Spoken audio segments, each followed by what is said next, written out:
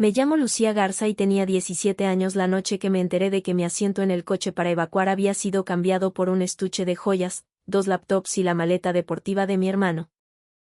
El huracán todavía estaba a 3 horas de tocar tierra cuando todos empezaron a moverse rápido. Pero nadie se movía como si le importara si yo lograba salir o no. Las maletas de marca fueron las primeras en entrar a la cajuela. Luego las carpetas del banco, los cargadores, una caja fuerte de metal. Los álbumes de fotos y cada cosa cara que alguna vez estuvo de adorno en nuestra sala como prueba de que éramos la familia perfecta. Me quedé parada cerca de la puerta trasera con la correa de Bruno enredada en la muñeca, esperando a que alguien me dijera en qué camioneta me iba a ir. Nadie lo hizo. Mi hermano, Diego. Se subió al último asiento libre con su mochila en las piernas y ni siquiera puso cara de culpa. Mi papá revisó la cerradura de la entrada 2 veces. Luego volteó a verme y me dijo que alguien tenía que quedarse a proteger la posada Costa Azul. Mi mamá ni siquiera me sostenía la mirada. Solo señaló hacia el pasillo y me dijo que me quedara adentro. Que mantuviera al perro callado y que dejara de hacer drama, que no complicara más las cosas. Luego escuché el martillo. Estaba clavando las maderas y cerrando las cortinas anticiclónicas en la ventana de mi cuarto desde afuera. Cada golpe sonaba menos a protección y más a una decisión. Cuando le pregunté por qué estaba haciendo eso, me dijo que era por mi seguridad. Mi papá caminó hasta la caja de fusibles y cortó la luz antes de que nos golpeara la primera ráfaga de lluvia en serio. Toda la posada se quedó a oscuras. Bruno se pegó a mi pierna, temblando tanto que las placas de su collar chocaban entre sí.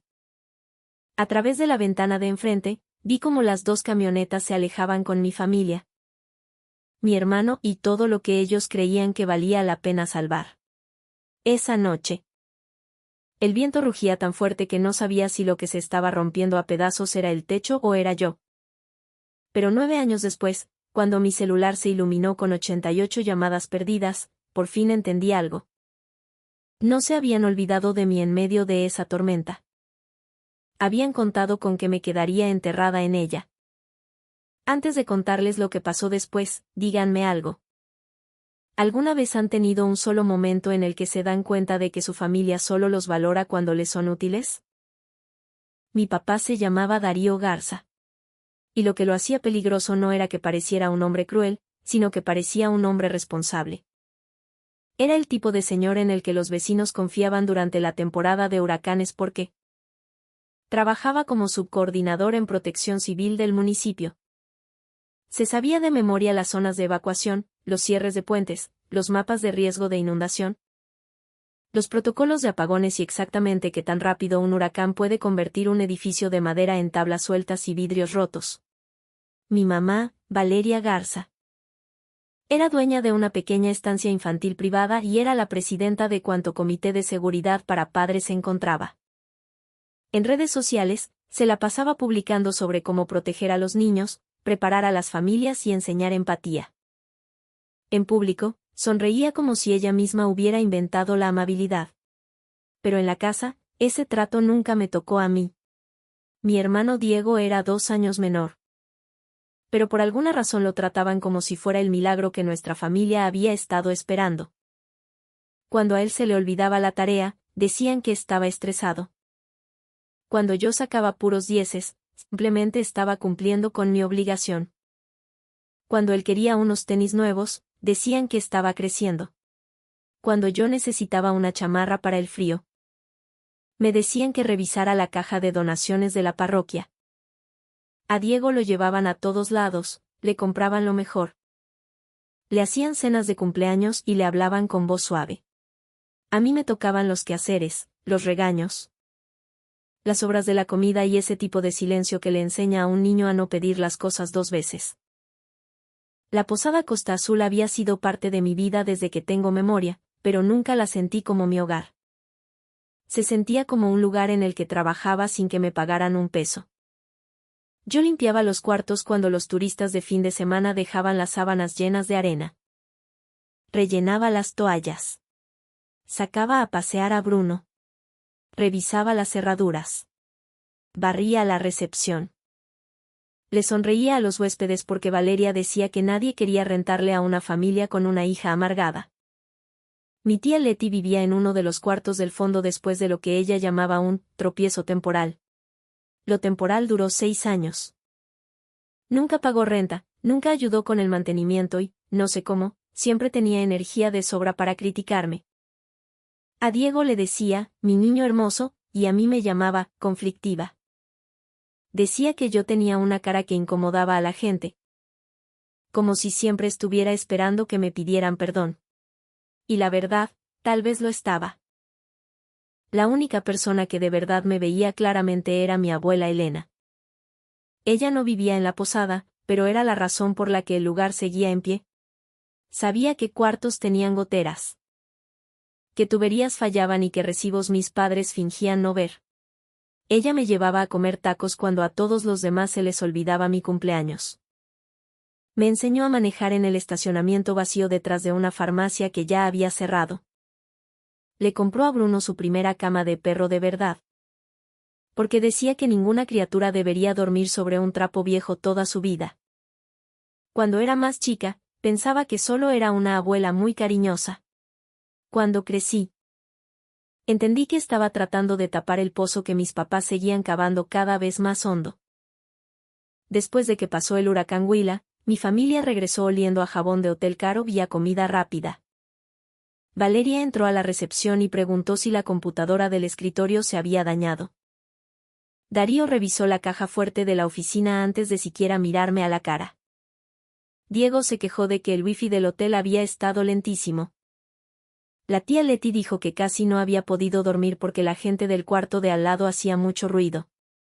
Yo estaba ahí parada, con los brazos llenos de rasguños por haber arrastrado pedazos de madera rota lejos del pasillo. Con la voz temblando, les dije que de verdad creí que Bruno y yo nos íbamos a morir.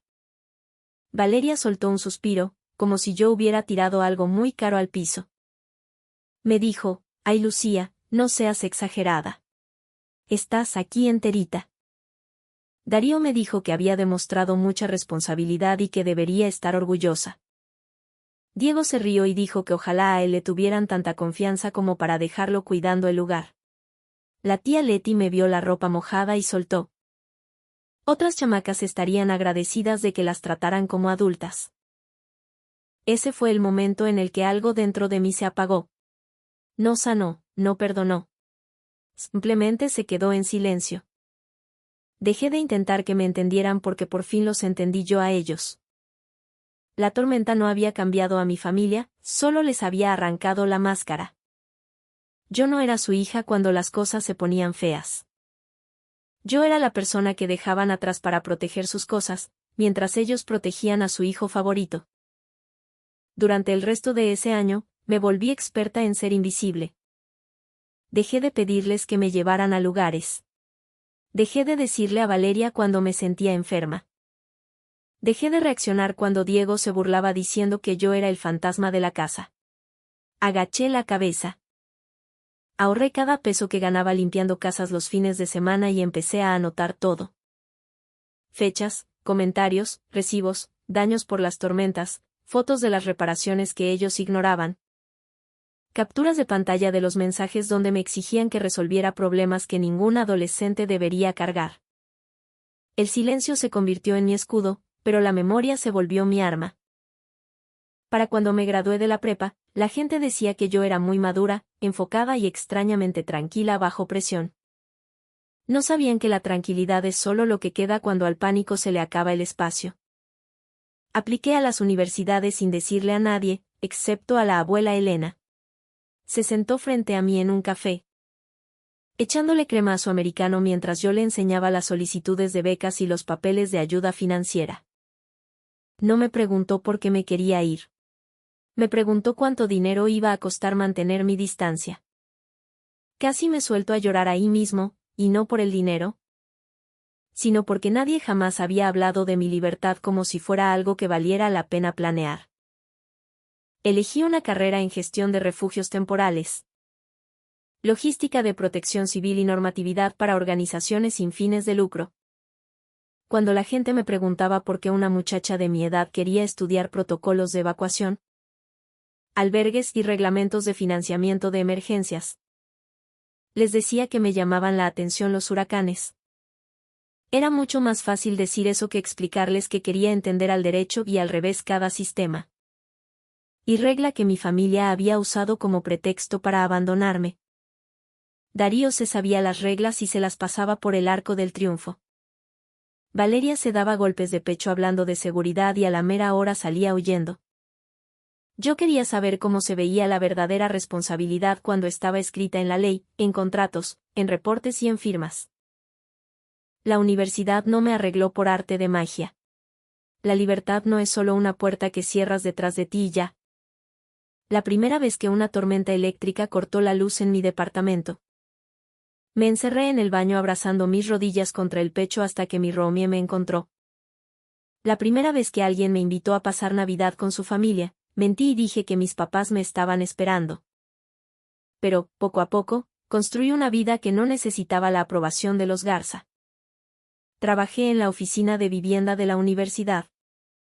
Luego fui voluntaria en un albergue después de una tormenta tropical y después entré a trabajar en una ONG que ayudaba a las familias a evacuar con sus mascotas.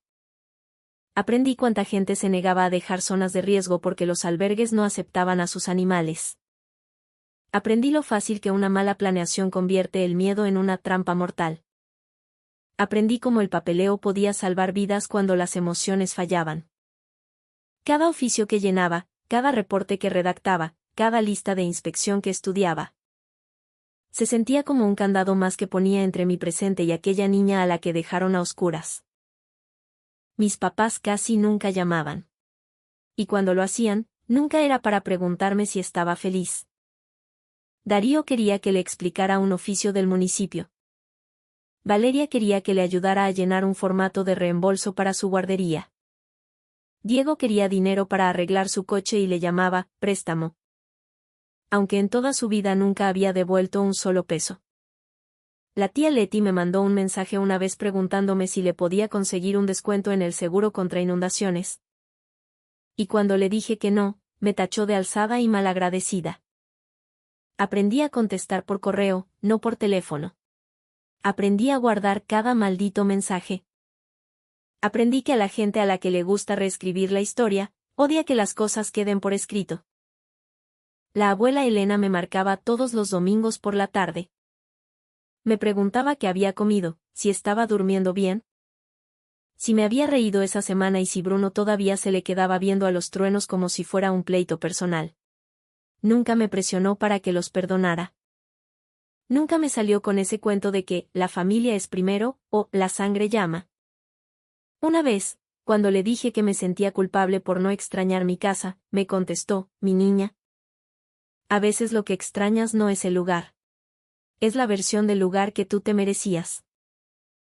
A los 24 años, yo ya trabajaba para Refugios Camino Seguro, una organización sin fines de lucro que se dedicaba a conseguir recursos para convertir propiedades viejas en albergues de emergencia certificados para familias con niños y mascotas.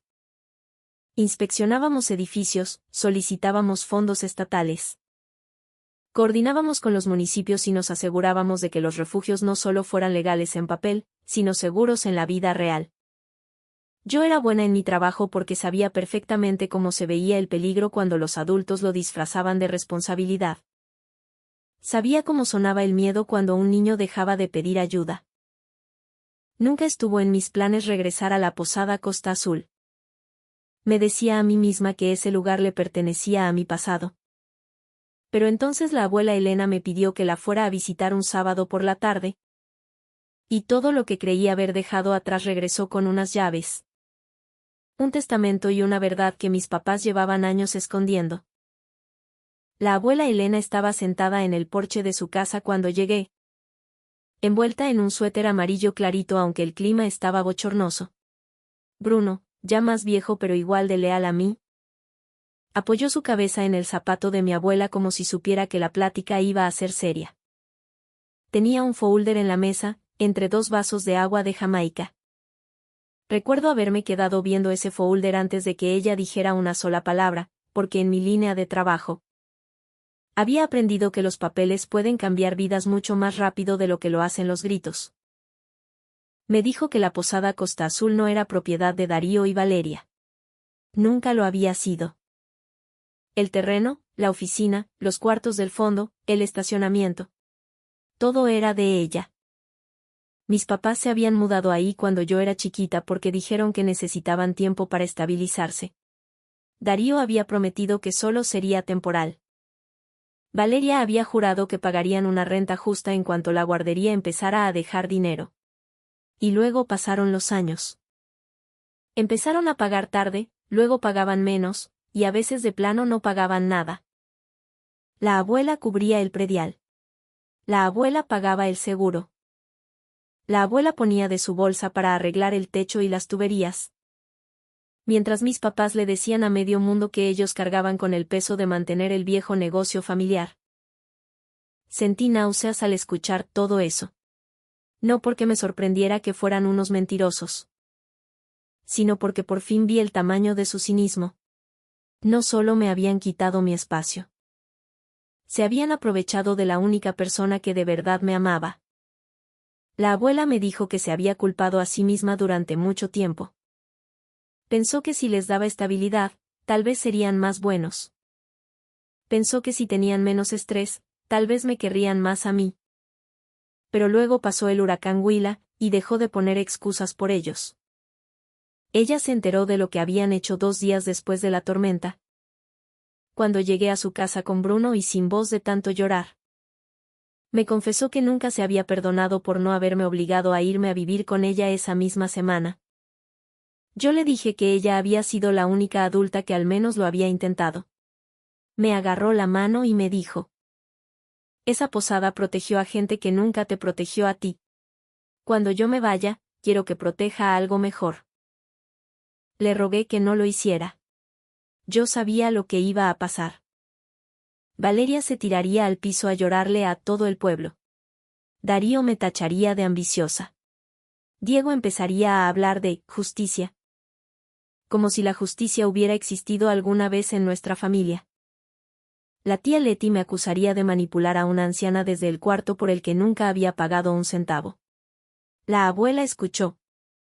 Y luego sonrió con esa mirada cansada de las mujeres mayores que han sobrevivido a tantas tonterías que ya nada las asusta. Me dijo: déjalos que hablen. Los que viven de la bondad prestada siempre pegan de gritos cuando les llega la cuenta. 2 años después, la abuela Elena falleció tranquilamente mientras dormía. Justo después de haberle dado de comer a los gatos callejeros del callejón. Ese pequeño detalle me rompió el alma más que el propio funeral. Incluso en su última mañana, había estado cuidando a alguien que tenía hambre. En el velorio, Valeria lloraba a moco tendido aferrada a un pañuelo y aceptaba abrazos como si hubiera sido la hija más devota todos los días de su vida. Darío estaba parado tieso a su lado, con cara de hombre serio y respetable. Diego se la pasó viendo el celular hasta que alguien mencionó la palabra propiedades. La tía Leti andaba murmurando por ahí que la abuela siempre había sido demasiado blanda conmigo. Yo no dije nada. El silencio ya era un cuarto en el que yo sabía perfectamente cómo pararme. El testamento se leyó una semana después. Yo no estaba en la misma oficina que ellos. Mi abogada me marcó cuando terminaron, y 10 minutos después. Mi celular empezó a sonar como alarma de incendios. Valeria me dejó un mensaje de voz que empezó con confusión y terminó en puros gritos de coraje. Darío me mandó un mensaje que decía: márcame ahorita mismo. Diego me mandó un pergamino entero hablando sobre la unión familiar. La tía Leti dijo que yo le había envenenado la cabeza a la abuela en contra de su propia sangre. Leí cada palabra, puse el celular boca abajo y me puse a trabajar. Pude haberlos corrido ese mismo día con un aviso de desalojo. Pero eso les hubiera dejado el papel de víctimas demasiado fácil. Le habrían contado a todo el municipio que dejé a unos padres en duelo en la calle. Así que hice lo que mi carrera me había enseñado a hacer. Usé la burocracia. Les mandé un contrato de arrendamiento formal, con renta a precio de mercado y reglas muy claras. Solo Darío y Valeria estaban autorizados como inquilinos. La tía Leti no tenía permiso para vivir ahí. Nada de visitas a largo plazo sin autorización por escrito. Prohibido subarrendar. Prohibido modificar la propiedad y estrictamente prohibido interferir con inspecciones, valuaciones, permisos del ayuntamiento, subsidios o convenios con ONGs. Las solicitudes de mantenimiento se tenían que pedir por escrito. La renta se pagaba los días primero. Se cobraban recargos después del día 5. Tenían 30 días para firmar o desalojar la propiedad. Valeria dijo que era una humillación. Darío dijo que era una falta de respeto. Diego dijo que yo daba asco. La tía Leti juraba que la abuela se estaría retorciendo de vergüenza. Firmaron en el día 29. Me quedé viendo sus firmas un buen rato. Las mismas personas que alguna vez decidieron que yo no merecía un lugar en el coche para salvarme, ahora necesitaban mi permiso para poder dormir bajo ese techo. Por primera vez en mi vida, el poder no sonaba a gritos. Sonaba a hojas de papel guardándose en una carpeta. Por casi 3 años, mantuve todo estrictamente profesional. No los visitaba en Navidad ni en las fiestas. No contestaba llamadas para que me chantajearan emocionalmente. No discutía sobre traumas de la infancia. La renta se pagaba. Los recibos se archivaban. Las reparaciones se documentaban y cada maldita conversación se quedaba por escrito. Eso era lo que Valeria más odiaba. Ella quería llamadas donde pudiera llorar, suspirar, hacerse la ofendida y voltearme la historia antes de que yo pudiera frenarla. Darío también lo odiaba. Porque el correo electrónico hacía que sus órdenes cortantes se vieran tan frías como realmente eran. Diego ignoró la situación hasta que necesitó algo. La tía Leti hacía de cuenta que el contrato no aplicaba para ella. Porque hacerse la loca siempre había sido su forma de pagar renta. Al principio, el dinero llegaba tarde pero completo. Luego empezó a llegar más tarde. Hasta que un mes llegó con la mitad de la renta y una notita de Valeria diciendo que, entre familia debemos echarnos la mano en las malas. Le contesté adjuntando la cláusula sobre los recargos por mora. 2 semanas después de eso, don Arturo Orozco, el maestro jubilado que vivía enfrente de la posada, me mandó una foto. La tía Leti estaba parada afuera de los cuartos del fondo en bata, regando las plantas como si fuera la dueña del lugar. Otra foto me llegó a la semana siguiente. La camioneta de Diego estaba estacionada detrás de la oficina, junto a un montón de muebles de renta. Luego encontré anuncios en internet ofreciendo servicios de bodegas de fin de semana y decoración, vinculados a su nuevo negocio de rentas vacacionales. Estaba usando mi propiedad para mantener un negocito del que jamás me había dicho nada. Justo por esos días, Diego de repente se volvió muy amable. Me mandó un mensaje: ¿qué onda, Lucía? He estado pensando en ti. Espero que todo ande muy bien. Me quedé viendo la pantalla y casi me da risa. Diego jamás había pensado en mí a menos que alguien detrás de él necesitara un favor. 4 mensajes después, soltó la sopa.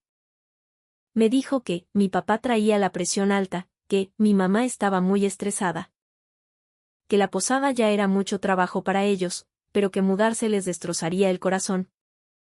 Y ahí soltó la frase que me dijo todo: a lo mejor podemos encontrar una solución en familia.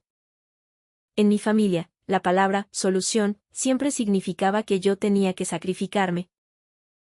Me dijo que habían juntado dinero vaciando sus ahorros, pidiéndole prestado a la gente de la parroquia, vendiendo la lancha de Darío y presionándolo a él para que pusiera su parte.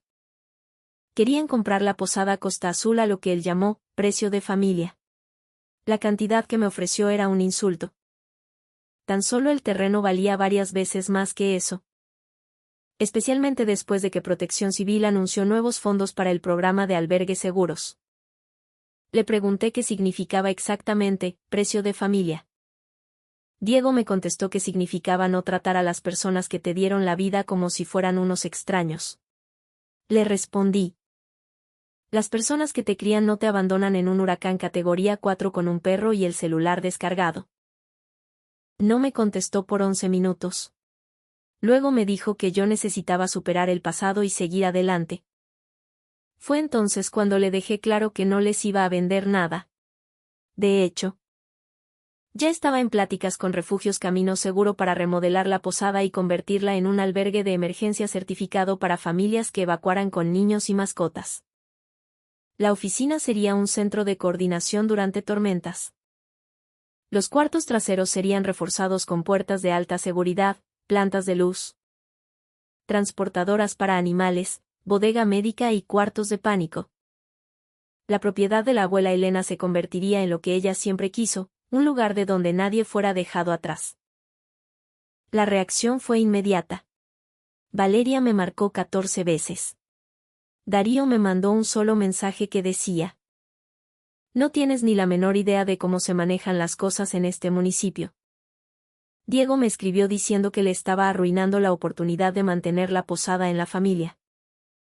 La tía Leti publicó en Facebook sobre los jóvenes malagradecidos y ambiciosos que destruyen a sus mayores por unos cuantos pesos. En menos de una semana, todo el pueblo ya tenía una nueva versión de mí. Según Valeria, yo me había aprovechado de la abuela Elena cuando ya estaba perdiendo la memoria. Según Darío, yo era una mujer inestable y resentida. Según Diego, yo solo quería sacar lana dándole el patrimonio familiar a unos extraños. Según la tía Leti, yo siempre los había odiado por pura envidia a mi hermano. Valeria iba de puerta en puerta con los ojos rojos y voz de mártir, diciéndole a los vecinos que le daba miedo lo que yo fuera capaz de hacer. Darío le soltó indirectas a sus excompañeros del gobierno municipal para que revisaran con lupa y entorpecieran el proceso de los permisos. Diego usó sus contactos de bienes raíces para hacer preguntas sobre la ONG y regar dudas sobre el proyecto. La tía Leti hizo una transmisión en vivo desde el cuarto en el que se suponía que no debía estar, lloriqueando que algunos prefieren los billetes antes que la sangre. Por un segundo, casi admiré su trabajo en equipo. Jamás me habían protegido con tantas ganas. Contraté a la licenciada Sofía Montenegro, una abogada inmobiliaria con una voz muy calmada y cero tolerancia para el drama barato. Le mandé todo: el contrato de arrendamiento, los recibos de pago, las fotos de don Arturo, las capturas de pantalla de los mensajes de Diego, las publicaciones de Valeria, el mensajito de Darío sobre el municipio, y un video de una inspección de mantenimiento donde se veía la ropa, las medicinas y el correo de la tía Leti en el cuarto trasero. Sofía leyó todo y me dijo: estos nos la pusieron más fácil de lo que creen. Tan solo la ocupación no autorizada era motivo suficiente para proceder con el desalojo. El uso comercial sin permiso agregaba otra violación al contrato. Las mentiras públicas podían sostener una demanda por difamación si interferían con el convenio del refugio. Pero Sofía me dijo algo más importante: no te pelees con cada chisme de lavadero. Pelea solo con los que importan, en la sala donde se toman las decisiones. Esa sala era la audiencia de cabildo para aprobar los permisos. Mi familia planeaba llevar lágrimas, reputación y compadrazgos viejos. Yo planeaba llevar los recibos y las pruebas. La audiencia municipal se llevó a cabo en un edificio de ladrillo de obras públicas que olía a papeles viejos, cera para pisos y café rancio. Cada silla rechinaba. Cada murmullo parecía hacer eco. Darío y Valeria llegaron temprano y se sentaron hasta adelante, con toda la facha de víctimas respetables. Diego traía puesto un saco y su mejor sonrisa de vendedor. La tía Leti se sentó detrás de ellos con los brazos cruzados, lista para poner cara de perro atropellado cuando se lo indicaran. Yo llegué con la licenciada Sofía y un folder lo suficientemente gordo como para borrarle la sonrisa a Valeria por medio segundo. Al otro lado del pasillo estaban sentados dos representantes de Refugios Camino Seguro. Detrás de mí, don Arturo Orozco me hizo un pequeño gesto con la cabeza. Ese simple movimiento me dio más fuerza que cualquier discurso. Refugios Camino Seguro presentó primero. Su plan era limpio, práctico y exactamente lo que la posada necesitaba. No iban a demoler el lugar. Lo iban a reforzar: ventanas anticiclónicas, plantas de luz de emergencia, áreas seguras para mascotas, suministros médicos, convenios claros de evacuación y alojamiento temporal para familias que no tuvieran a dónde ir con sus hijos y sus animalitos. Mostraron diagramas, presupuestos, calendarios de obra y mejoras de seguridad. El comité del ayuntamiento escuchó con atención. Luego abrieron los micrófonos para comentarios del público y Valeria se paró de su silla como si llevara horas esperando su entrada a escena. Traía puesto un suéter beige suavecito. De esos que usaba cuando quería que los extraños confiaran en ella. Le temblaba la voz mientras decía que yo había cambiado mucho desde que me fui de la casa. Dijo que estaba echando a mis padres ya mayores del único hogar que les quedaba. Dijo que la abuela Elena jamás habría querido que la propiedad se convirtiera en un proyecto manejado por extraños. Dijo que temía que yo estuviera usando una tragedia familiar para llamar la atención y sacar dinero. Darío habló después. Él no lloró. Él usó su voz de autoridad. Dijo que llevaba años trabajando en protección civil y que le preocupaban las responsabilidades civiles por el tráfico en la zona, y que dudaba que la ONG entendiera bien el comportamiento de las tormentas locales. Le sugirió al cabildo que no se apresuraran, porque los pleitos familiares podían nublar el juicio. Diego le siguió con un discursito muy ensayado sobre los valores de la comunidad. Dijo que yo llevaba años sin vivir ahí y que no entendía lo que la posada significaba para la gente. La tía Leti gritó desde su lugar que ella había visto cómo yo me volvía una persona fría y amargada. Dejé que cada uno de ellos terminara de hablar. Luego, Sofía tocó mi folder y me susurró, firme. Me puse de pie. Tenía las manos heladas, pero la voz no me tembló ni un poquito. Me presenté como Lucía Garza, dueña legal de la posada Costa Azul. Dije que le habían pedido al comité que considerara rumores, así que yo les iba a dar documentos oficiales. Primero mostré las escrituras, luego el contrato de arrendamiento y la cláusula de ocupación. Mostré el historial de pagos y los avisos de recargos. Mostré las fotos comprobando que la tía Leti llevaba años viviendo en un cuarto para el que jamás tuvo permiso. La tía Leti murmuró que yo estaba espiando a mi propia familia. Sofía, muy calmada, aclaró que las fotos fueron tomadas desde la vía pública y durante inspecciones de rutina legales. Mostré las capturas de pantalla de Diego pidiéndome que le vendiera la propiedad a un precio de familia ridículamente por debajo del mercado, mientras usaba mi estacionamiento para su negocio. La cara de Diego se puso roja de vergüenza. Luego, leí el mensaje de Darío en voz alta. No tienes ni la menor idea de cómo se manejan las cosas en este municipio. Un regidor del comité se inclinó hacia el frente y le preguntó a Darío a qué se refería exactamente con eso. Darío tartamudeó y dijo que lo habían sacado de contexto. Lo miré fijamente y le dije, entonces me gustaría darles el contexto completo. Abrí la última sección de mi carpeta. El reporte meteorológico del huracán Huila. Las alertas de evacuación obligatoria, los horarios de cierre de los puentes. Las alertas de emergencia del estado, la velocidad del viento, los mapas de riesgo de inundación. No tenía planeado que esa noche se convirtiera en el centro de la audiencia. Pero como ellos habían basado toda su defensa en las palabras seguridad, familia y confianza de la comunidad, decidí darles la verdad que esas palabras merecían. Les dije que yo tenía 17 años cuando pegó el huracán Huila.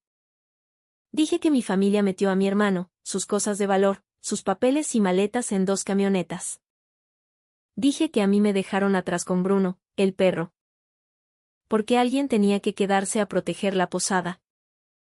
Dije que clavaron tablas y cerraron las protecciones de mi ventana desde afuera.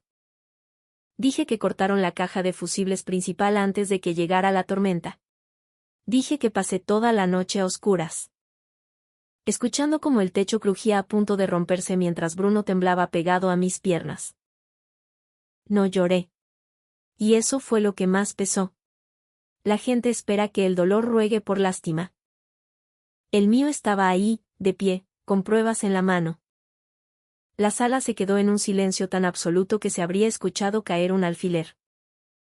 Un miembro del comité le preguntó a Darío si él ya trabajaba en protección civil en ese entonces. Darío dijo que sí, pero que eso no tenía nada que ver con los permisos del edificio. El funcionario le preguntó si entendía el nivel de peligro de dejar a una menor de edad encerrada en una estructura costera durante un huracán categoría 4 con orden de evacuación. Darío me volteó a ver por primera vez en todo el día. Dijo que yo casi tenía 18 años. Alguien en la parte de atrás de la sala soltó un murmullo: casi no es ser adulto. Otro miembro del cabildo le preguntó si él había cortado la luz. Darío dijo que fue para prevenir un incendio eléctrico. Yo le contesté: ¿y entonces por qué te llevaste todos los cargadores? ¿Linternas y pilas recargables en la camioneta con Diego? Valeria empezó a llorar. Era el mismo llanto falso que había usado durante años, pero esta vez nadie se acercó a consolarla. El ambiente en la sala no se ablandó, se endureció.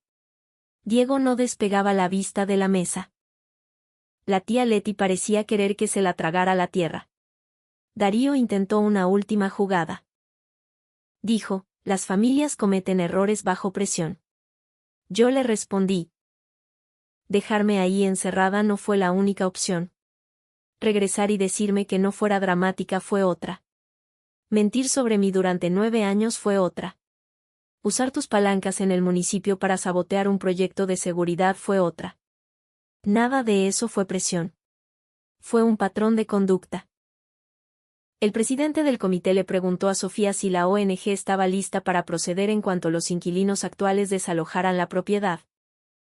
Sofía dijo que sí, y también dejó constancia oficial de las violaciones al contrato, la ocupación irregular, el uso comercial no autorizado y la interferencia con el proyecto legal de la dueña. La votación tomó menos de 10 minutos. Aprobado por unanimidad. Vi cómo se le desfiguraba la cara a Valeria cuando se dio cuenta de que sus lágrimas ya no servían de nada. Vi cómo la autoridad de Darío se hacía chiquita en un cuarto lleno de gente que por fin había visto para qué usaba su puesto. Vi a Diego entender que su teatrito del hijo perfecto no podía sobrevivir a los papeles. La tía Leti se salió a escondidas antes de que terminara la junta. Afuera, don Arturo me dio un abrazo y me dijo: la abuela Elena estaría muy orgullosa de ti. Llegué a mi coche antes de que me empezaran a temblar las piernas. Y no era de miedo. Era puro alivio. Durante 9 años, esa tormenta había vivido dentro de mí como un asunto pendiente. Ese día, por fin se quedó en la sala de juntas a la que pertenecía. 6 días después, Sofía les mandó la notificación formal de desalojo. Por faltas al contrato de arrendamiento y obstrucción. Darío y Valeria tenían 45 días para largarse de la posada Costa Azul. La tía Leti tenía que salirse de inmediato. A Darío también lo reportaron ante la Contraloría Municipal por dar a entender que podía usar su cargo público para influir en los permisos. Para cuando se metió el sol, mi celular empezó a parpadear. Valeria, Darío, Diego, la tía Leti, familiares que me habían ignorado por años. Toda esa bola de gente que nunca preguntó dónde estaba yo durante el huracán Huila. De repente tenían muchas opiniones sobre la misericordia. No contesté. Me quedé viendo la pantalla y la cantidad de llamadas perdidas. Y me acordé de aquella noche en la que mi teléfono se apagó en la oscuridad mientras nadie regresaba por mí. Esta vez, yo no era la que estaba rogando que la salvaran. El día 45, regresé a la posada Costa Azul con Sofía, un policía estatal y Bruno, que iba sentado en el asiento de atrás como un viejo soldado que se había ganado el derecho a presenciar el final. Valeria estaba parada cerca de la puerta de la oficina, con los ojos hinchados y una caja de cartón en las manos. Me dijo que el departamento que encontraron estaba muy chiquito. Me dijo que el trabajo de Darío pendía de un hilo por la investigación. Me dijo que Diego estaba fúrico. Me dijo que la tía Leti no tenía a dónde ir decentemente. Me dijo que yo estaba destruyendo a la familia. Me quedé viendo el edificio a sus espaldas, las protecciones de las ventanas, el letrero roto. La ventana de la oficina desde donde los vi alejarse en sus camionetas 9 años atrás, y le dije: no. Lo que pasa es que ya no estoy dispuesta a mantenerlos unidos a costa de mi propio silencio. Darío cargó cajas sin decir una sola palabra. Se veía más chiquito de lo que lo recordaba, no porque hubiera cambiado, sino porque ya no lo veía a través del miedo. Diego intentó hablar conmigo cerca del estacionamiento. Me dijo que había llegado demasiado lejos. Que la humillación pública era una crueldad. Yo le contesté. La verdad en público solo se siente cruel para la gente que se ha beneficiado de las mentiras en privado. La tía Leti se fue en una camioneta de mudanza rentada, gritando a los cuatro vientos que la abuela Elena nos había arruinado a todos por andarme consintiendo. Nadie le contestó.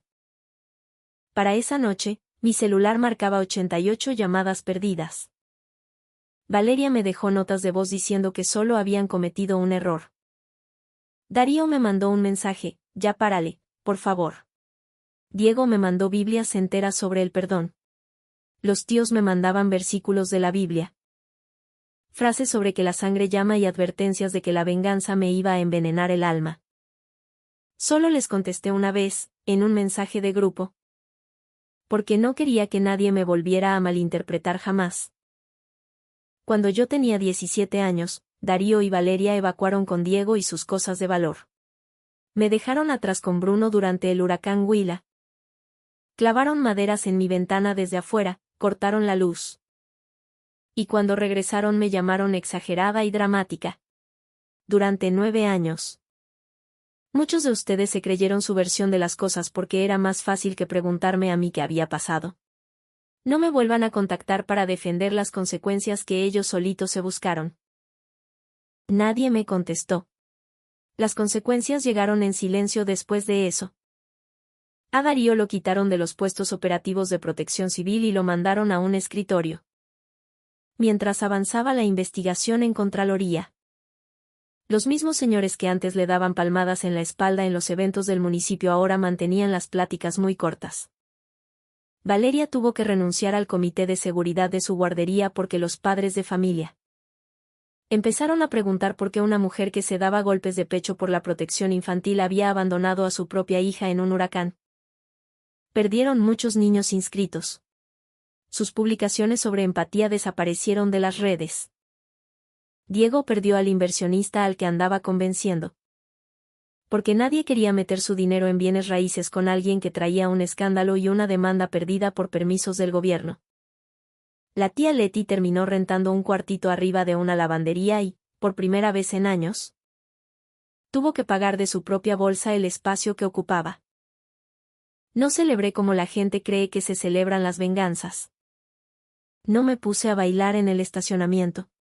No grité. Caminé por toda la posada con Bruno a mi lado y abrí todas y cada una de las puertas. Algunos cuartos olían a polvo y a sal.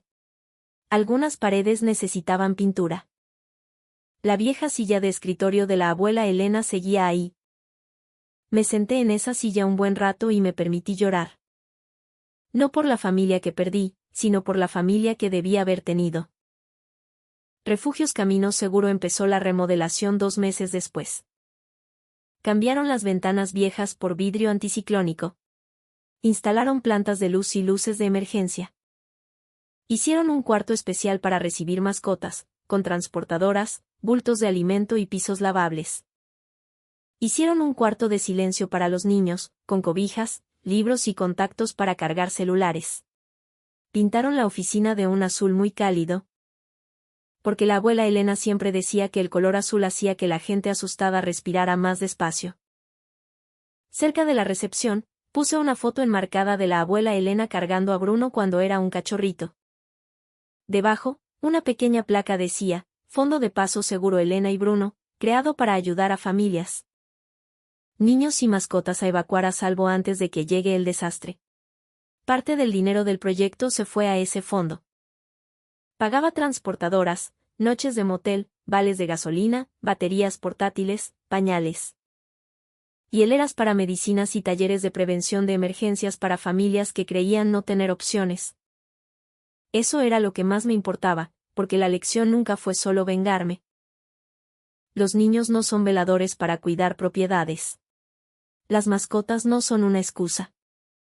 La seguridad no es un privilegio reservado solo para el hijo consentido. La familia no se demuestra por quien lleva tus mismos apellidos, quien llora más fuerte, o quien pelea la herencia cuando alguien se muere.